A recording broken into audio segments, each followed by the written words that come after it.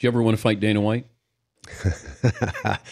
I mean, it might be the one guy I have a little animosity towards, and just the way he's handled me and represented the sport. But no, it is what it is. There are all kinds of people, and But you didn't want a piece of him? no, you know, he's fairly predictable. You know how he's going to come across. He does it time and time again, so it wasn't a surprise. But you're one of the legends. I mean, you know, you're in the Hall of Fame. I mean, that this is big. This is important. Have you been treated the way you should be treated in this sport? Well, by the UFC, by the promotion I fought for most of my career, I would have to say no. Why? Because it's personal with Dana.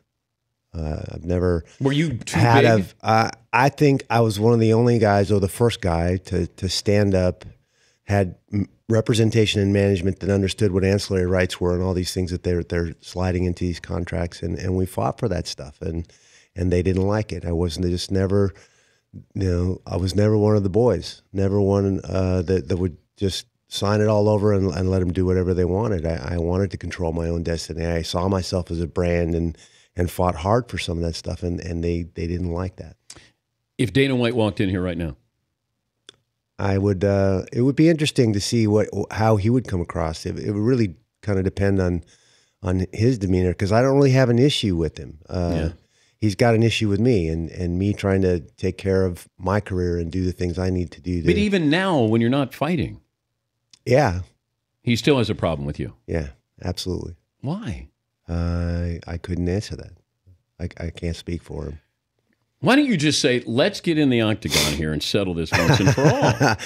You know, Tito and him had a beef, Yes. and they were going to settle it that way. And I just thought that was the craziest thing ever. I mean, this is a lose-lose. This is one of your marquee guys. Yeah.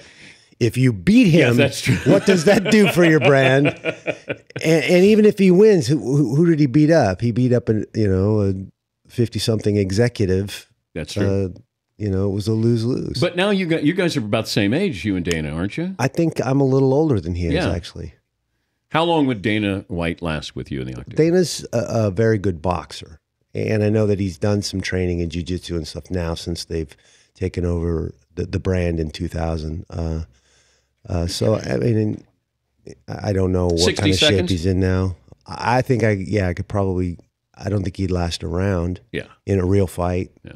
With MMA engagement. Now, if it was boxing, I know he was going to box Tito, which I thought was a horrible idea, because Tito's a great wrestler, and his striking is certainly adequate for mixed martial arts and gets him where he needs to be. But